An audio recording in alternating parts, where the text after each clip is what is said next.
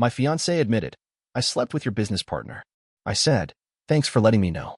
Then I kicked them both out of my penthouse and sent their photos to everyone. 3 days later, her pastor called me. That Friday was supposed to be a celebration. I had just closed the biggest deal of my career, a multi-million-dollar commercial property in Austin. I popped a bottle of champagne the moment the final documents hit my inbox. The living room still smelled faintly of wood polish and expensive cologne. Everything felt crisp, clean, earned. I was sitting at my desk, already planning a surprise for Marla, a weekend at a private horse ranch just outside Fredericksburg. She loved horses, always said she dreamed of a life where she could ride every morning and drink wine under a big Texas sky. I had booked the whole place. Private chef, heated pool, even arranged for her favorite wine to be flown in. I hadn't told her yet. I wanted the reveal to be perfect. She came into the office just as I was adjusting the numbers in our joint account.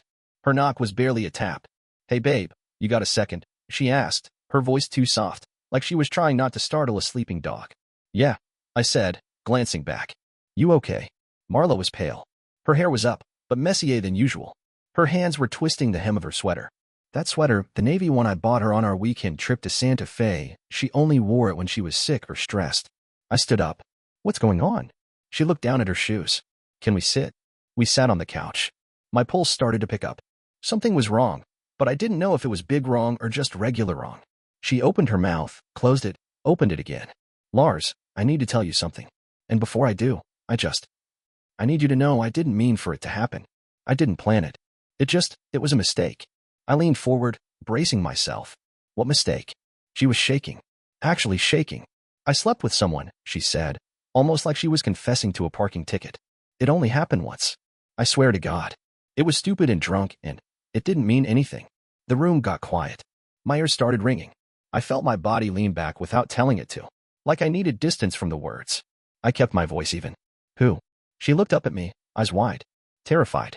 I repeated it. Who? She whispered it like it was some sacred curse. Cole. Everything stopped. My mouth went dry. My vision tunneled. I thought maybe I had misheard. Maybe she said Kyle.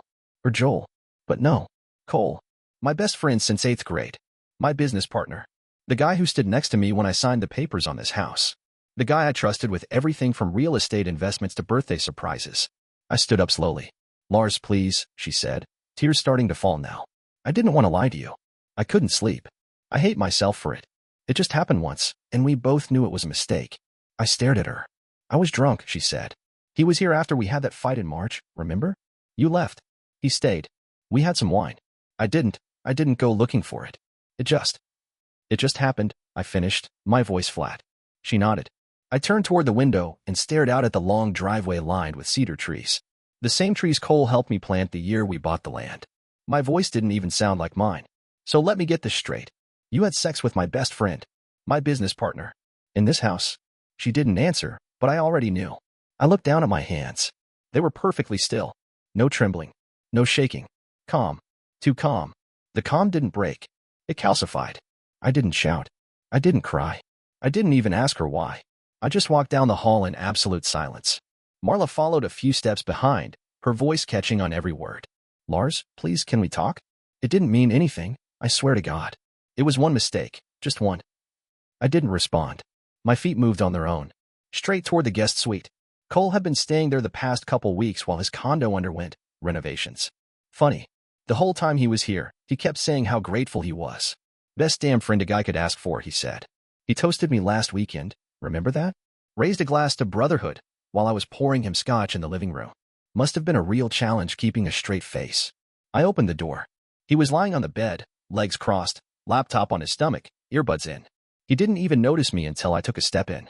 Oh, hey, he said, pulling one earbud out. Didn't hear you knock? I didn't knock.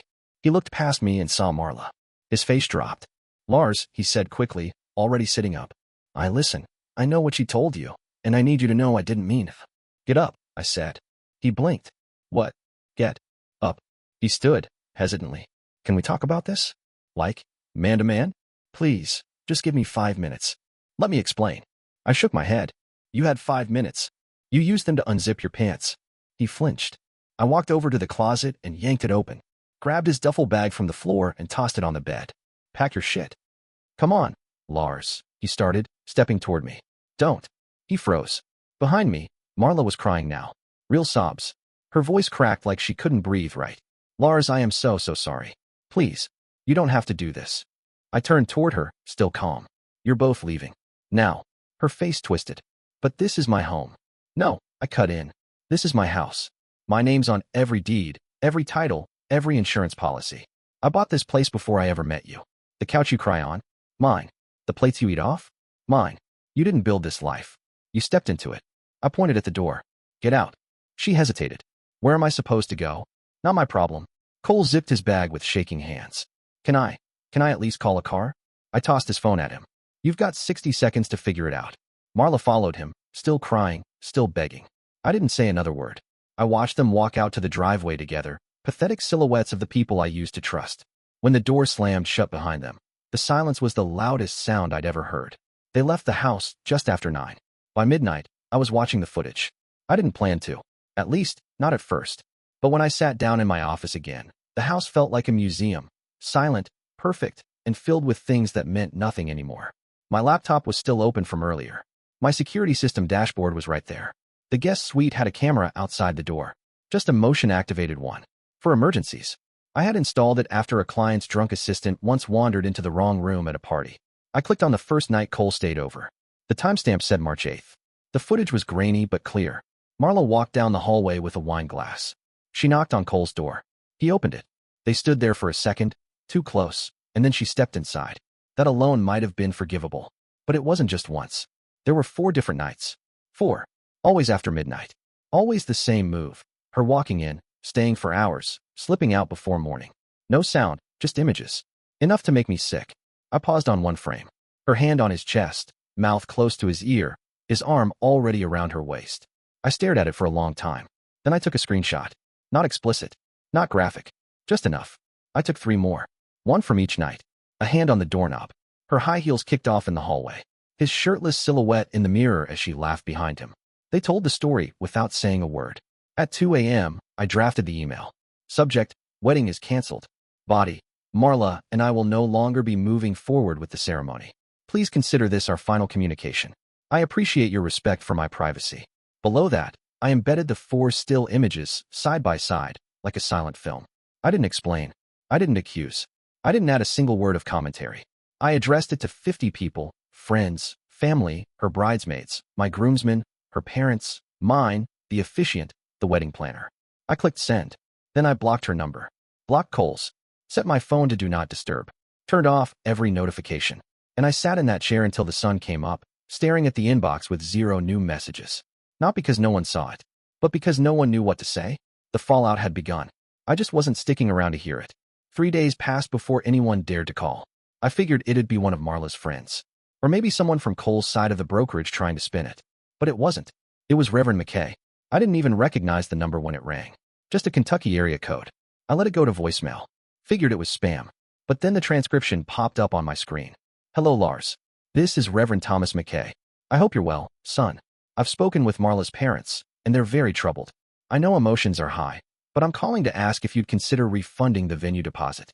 They put down $20,000 on your behalf. It's only fair. Please call me back when you can.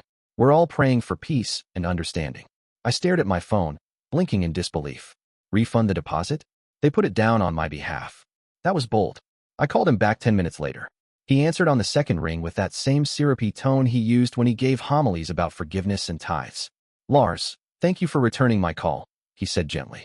I know this must be a difficult time. I'm fine, I said flatly. Well, I just wanted to touch base. There's a lot of confusion, and I know you and Marla. Well, things ended abruptly. But I do believe we can approach this with grace. Reverend, I said, cutting him off. You mentioned something about a refund? He cleared his throat. Yes. Marla's parents were under the impression that you'd reimburse them for the $20,000 deposit for the venue. Why would I do that? He hesitated. Because the wedding was canceled, and they made that payment for your event. Surely you can see it. I didn't cancel the wedding, I said, calm as stone. Marla did. When she slept with my best friend. A pause. Just long enough to feel it. Yes, well, he said finally, mistakes were made, but that doesn't mean we abandon each other. We're all flawed, Lars. Surely you believe in second chances. I believe in accountability, I said. And accountability doesn't come with refunds. I just think, he said carefully, that it would be a show of good faith. A gesture of maturity. Maturity. I almost laughed. You're asking me to pay for a celebration of betrayal. Now hold on. I didn't let him finish. This conversation is over, Reverend. Tell Marla's parents they should pray on it. Then I hung up. And for the first time in weeks, I smiled. Not out of spite. Out of clarity. They expected me to fold like a gentleman. But this wasn't about grace anymore. It was about boundaries. The first text came that evening. From Marla. I don't know what you're trying to prove, Lars. But you humiliated me. You didn't have to go nuclear. I didn't reply. 2 hours later, another message from her. We can still talk this out. I know you're hurting. But if you push this any further, I'll have no choice but to protect myself. Protect herself? By the next morning, the tone had shifted. You're cruel. You've always been cruel. I just didn't see it until now. And then came the big one. You sent out private images without my consent. That's emotional abuse. If I wanted to, I could take legal action. And don't forget, we live together. That means common law rights in this state. I'm owed something. I stared at my phone for a long time after that one. Common law rights. She really thought she could play legal chicken with me. 10 minutes later, Cole's name popped up. I hadn't blocked his email, figuring I might need it later. The message was a mess of half-baked apologies and thinly veiled threats. Lars, we all made mistakes. But you've made this impossible. If you're going to ruin people's lives over one bad decision, maybe you're not the man I thought you were. You better be careful how far you push this. That was it. No more silence. I opened my contacts and dialed a name I hadn't used in years, Valerie the Viper Trent. Valerie wasn't just a lawyer. She was a former federal prosecutor with a reputation so sharp it could draw blood from a voicemail. I hadn't needed her since a nasty title dispute on a warehouse property back in 2020, but I kept her number for a reason. She answered on the first ring. Lars, you only call when someone's about to bleed. What's up? I need a wall, I said. Fast.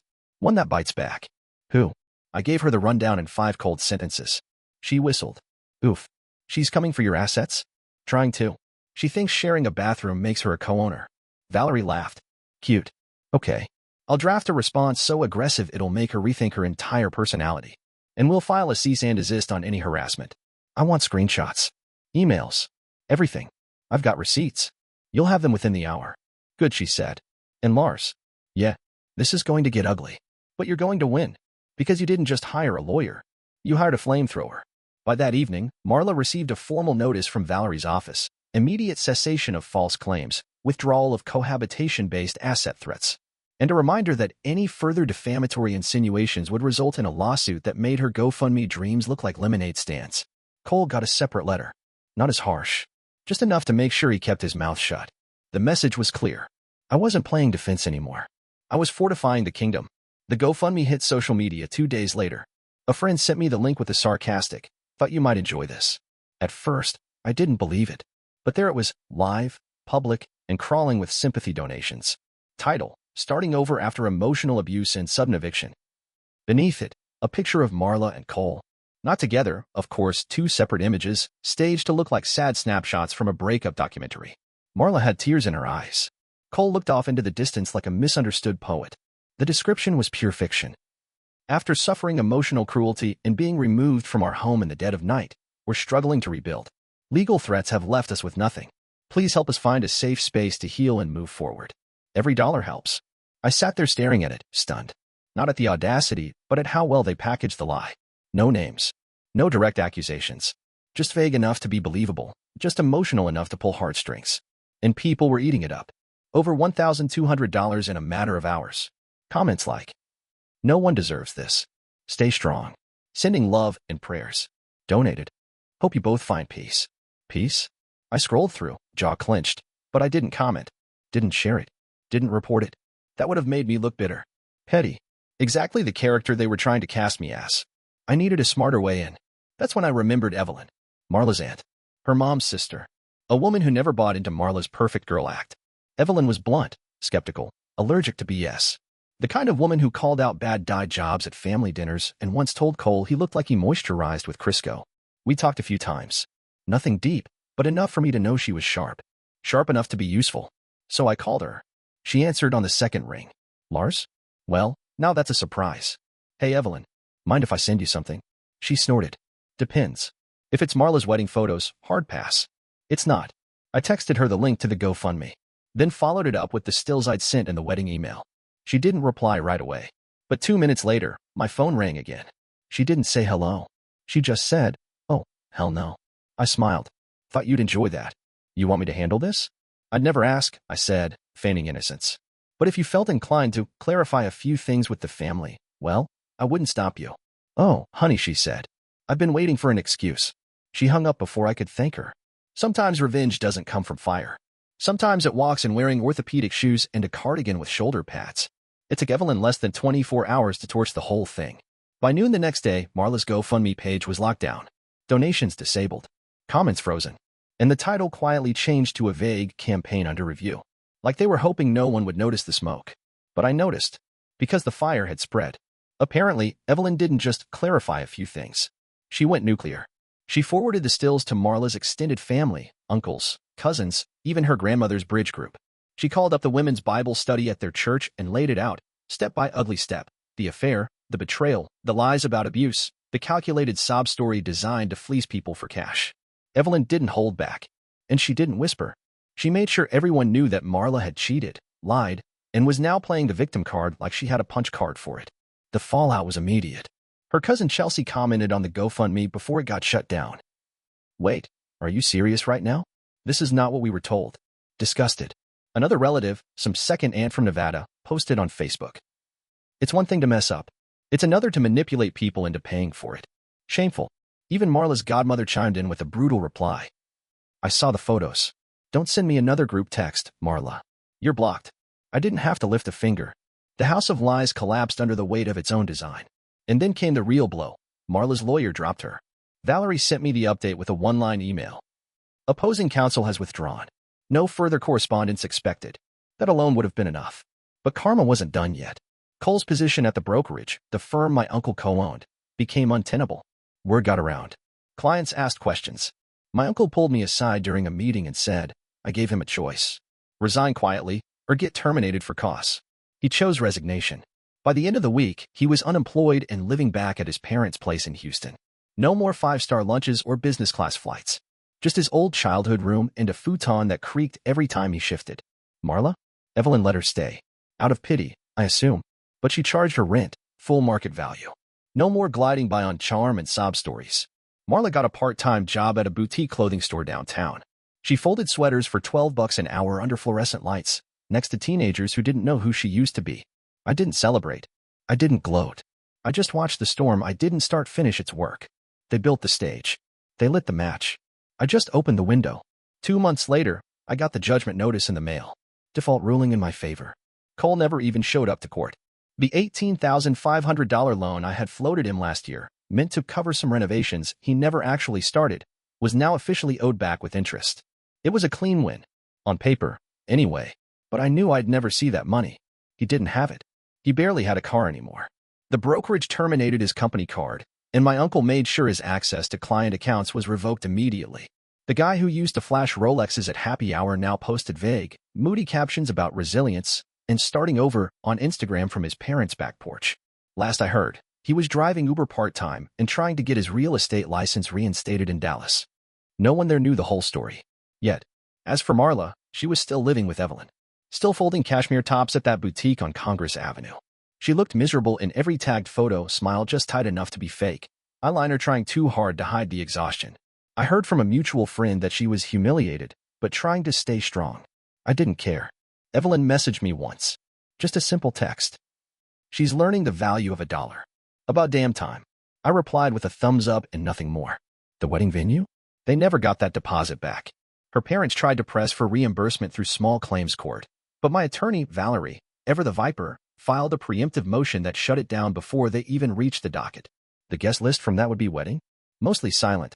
Some friends reached out quietly, said they respected how I handled things.